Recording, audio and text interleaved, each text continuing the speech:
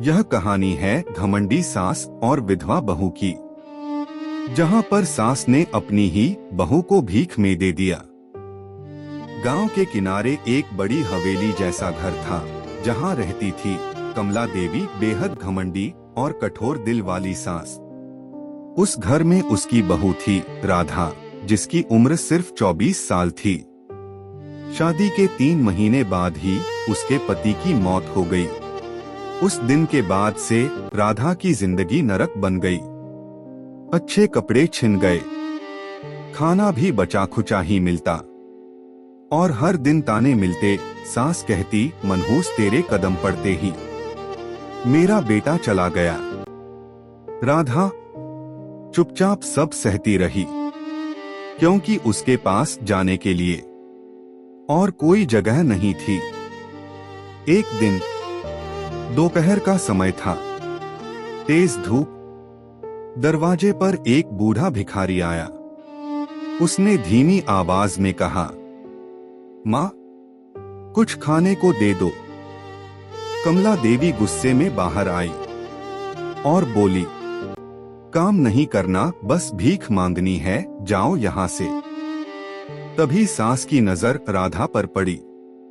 उसने क्रोध में कहा, ले जा इसे, यही तेरे लायक है। हमारे घर में इसका कोई काम नहीं। और सच में उसने अपनी ही विधवा बहू को उस भिखारी के साथ भेज दिया। राधा रोती हुई उस भिखारी के साथ चल पड़ी। रास्ते भर वो सोचती रही कि अब मेरी जिंदगी खत्म हो गई। लेकिन कुछ देर बाद अचानक भिखारी उसे एक सुनसान रास्ते से ले जाकर एक बड़े सुंदर घर के सामने रोकता है। राधा हैरान रह गई। भिखारी मुस्कुराया और धीरे धीरे अपना भेष उतारने लगा। वो कोई भिखारी नहीं था, वो एक अमीर और दयालु आदमी था। नाम था राजवीर। राजवीर बोला, मैं पिछले कई दिनों से तुम्हारे घर के बाहर देख रहा था। तुम्हारे साथ जो हो रहा है वो अन्याय था। मैंने आज जानबूझकर ये नाटक किया ताकि तुम्हें उस नरक से बाहर निकाल सकूं। ये सुनकर राधा की आंखों में आंसू आ गए, लेकिन इस बार ये दर्द के नहीं, राहत के आंसू थे। कुछ महीनों बाद राधा ने पढ़ाई शुरू की, खुद का काम शुरू किया, और धीरे धीरे वो एक मजबूत आत्मनिर्भर लड़की बन गई। एक दिन कमला देवी उसी दरवाजे पर भीख मांगने आई, क्योंकि उसका सब कुछ खत्म हो चुका था।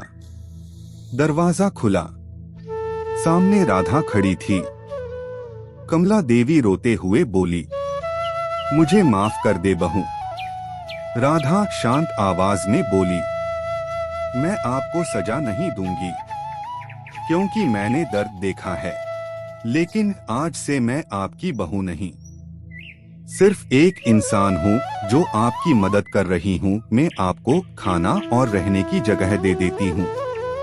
सीख, कभी किसी को कमजोर समझकर मत ठुकराओ, क्योंकि वक्त बदलते देर नहीं लगती, और भगवान भी कभी न कभी न्याय जरूर करते हैं।